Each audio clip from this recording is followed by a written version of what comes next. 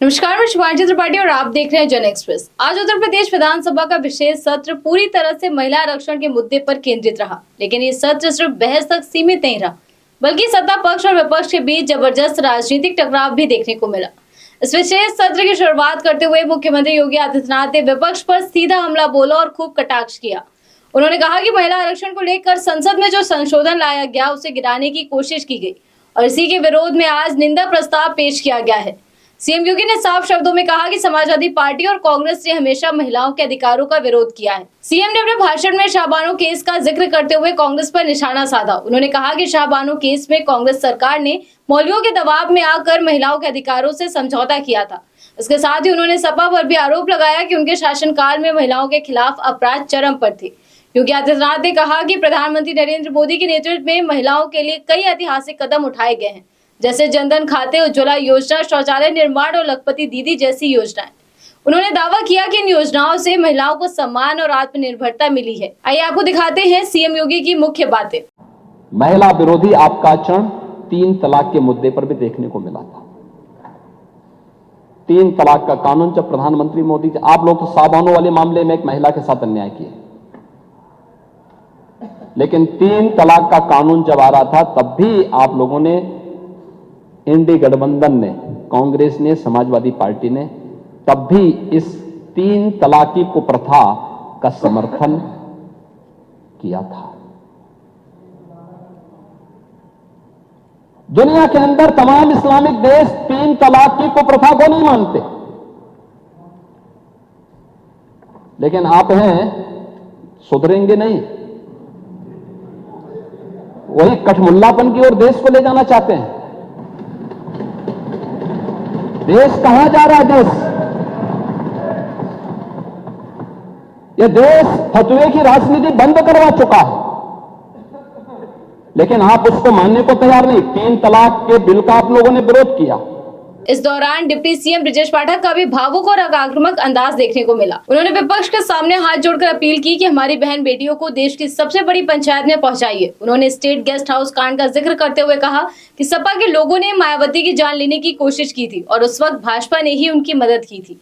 सपा हमेशा से महिला विरोधी और विकास विरोधी रही है। चलिए आपको दिखाते हैं डिप्टी सीएम का ये अलग अंदाज। महिला सशक्तिकरण, दलित, पिछड़ा, पीडीए, सब पर इनका फ्रंट खुला हुआ है। केवल 2-3 बातें बता दें।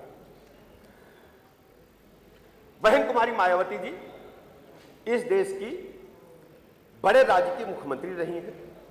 मुख्यमंत्री बनने से पहले सूबे में समाजवादी पार्टी की सरकार थी और मैं पूरी घटना बता रहा हूं, पुराने लोग समझेंगे और हमारी बात को डिटो करेंगे। शिवपाल जी भाई साहब, आप भी समझे, आप भी थे आदि नेता विरोधी दल जी। औरैया में एक जिला पंचायत सदस्य का, वो भी दलित जिला पंचायत सदस्य का अपहरण होता है। बहन जी फोन करके विरोध जताती है तत्कालीन मुख्यमंत्री से और समर्थन वापस लेने की घोषणा करती है। रामचंद्र राजभर जी बैठे हैं, ये भी टंगे थे।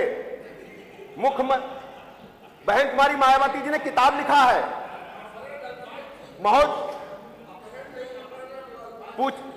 एफआईआर दर्ज हुई थी। कैसी बात करते हैं आप महबूब जी? एफआईआर दर्ज हुई है। और सुनिए, बैठे महबूब, माननीय अध्यक्ष जी, माननीय अध्यक्ष जी, तो जब बहन जी ने वापस ले लिया, बहन मायावती जी ने समर्थन वापस लिया, तो समाजवादी पार्टी के समर्थन में, सरकार के समर्थन में गुंडे माफिया मीराबाई गेस्ट हाउस के कमरे को घेर लिए, उनकी बत्ती काट दिए, टेलीफोन काट दिए और गैस सिलेंडर मंगा करके, गैस को खोल करके उनके हत्या करने जा रहे थे। उस समय भारतीय जनता पार्टी के लिए ब्रह्मदत्त द्विवेदी ने। वहीं विपक्ष भी पूरी तरह आक्रामक नजर आया। सपा विधायक रागिनी सोनकर ने भाजपा पर गंभीर आरोप लगाते हुए कहा कि ये पूरा सत्र महिलाओं के नाम पर राजनीतिक स्टंट है। उन्होंने सदन में एक कविता पढ़ते हुए कहा कि मैं यूपी की नारी हूँ, हर रोज जलाई जाती हूँ। इस कविता के जरिए उन्होंने प्रदेश में महिलाओं की सुरक्षा और सम्मान पर सवाल उठाए। आइए आपको दिखाते हैं विपक्ष का पलटवार। कि मैं यूपी के नारी हूँ, बेखौफ सताई जाती हूँ, राम राज्य का झांसा देके बलि चढ़ाई जाती हूँ, सिंदूर कोख और इज्जत नोच जिंदा लाश बनाई जाती हूँ, नकली आरक्षण का धोखा देके शतरंज नचाई जाती हूं। मैं यूपी की नारी हूं, हर रोज जलाई जाती हूं। आज इस दौरान सपा नेता संग्राम यादव ने मुख्यमंत्री के भाषण को पुराना कैसेट बताते हुए कहा कि सरकार हर बार वही बातें दोहराती है, लेकिन जमीनी हकीकत नहीं बदलती। उन्होंने कहा कि विपक्ष को उम्मीद थी कि आज मुख्यमंत्री कुछ सटीक हल निकालेंगे और सही फैसले लेंगे, लेकिन आज भी मुख्यमंत्री ने अपना पुराना टेप रिकॉर्डर ही सुनाया। इसी कड़ी में कांग्रेस की ओर से आराधना मिश्रा मोना ने सरकार को घेरते हुए कहा कि अगर भाजपा सच में महिला आरक्षण चाहती है तो 2027 के विधानसभा चुनाव में 33% आरक्षण लागू करे। उन्होंने ये भी कहा कि महिला आरक्षण बिल 2023 में पास हो चुका है, लेकिन अब तक लागू नहीं किया गया। इसका कारण बताएं सरकार। इस पर वित्त मंत्री सुरेश खन्ना ने जवाब देते हुए कहा कि बिना परिसीमन के इसे लागू करना संभव नहीं है, जिस पर सदन में सत्ता पक्ष और विपक्ष में तीखी बहस देखने को मिली। सत्र के दौरान सदन का माहौल कई बार गर्मा गया। सत्ता पक्ष और विपक्ष के विधायक वेल में आ गए और जमकर नारेबाजी हुई। भाजपा और सपा दोनों पक्षों के विधायक तख्तियां लेकर पहुंचे और एक दूसरे पर आरोप प्रत्यारोप करते नजर आए। एक तरफ भाजपा महिला सशक्तिकरण के अपने काम गिना रही थी, तो दूसरी तरफ विपक्ष इसे नारी के नाम पर राजनीति बता रहा था। सपा और कांग्रेस ने मांग की कि सिर्फ भाषण नहीं बल्कि जमीन पर आरक्षण लागू किया जाए। वहीं पंचायती राज मंत्री ओम प्रकाश राजभर ने भी विपक्ष पर हमला बोलते हुए कहा कि कांग्रेस और सपा ने सालों तक सत्ता में रहने के बावजूद महिलाओं को उनका हक नहीं दिया है, और अब जब केंद्र सरकार कदम उठा रही है तो ये विरोध कर रहे हैं।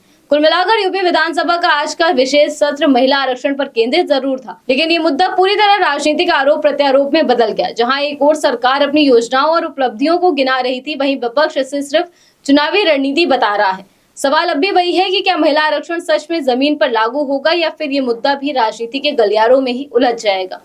फिलहाल इतना तय है कि यूपी की राजनीति में महिला आरक्षण को लेकर ये टकराव आने वाले चुनाव में बड़ा मुद्दा बनने वाला है। आज इस स्पेशल रिपोर्ट में बस इतना ही। आप देखते रहिए जन एक्सप्रेस। धन्यवाद।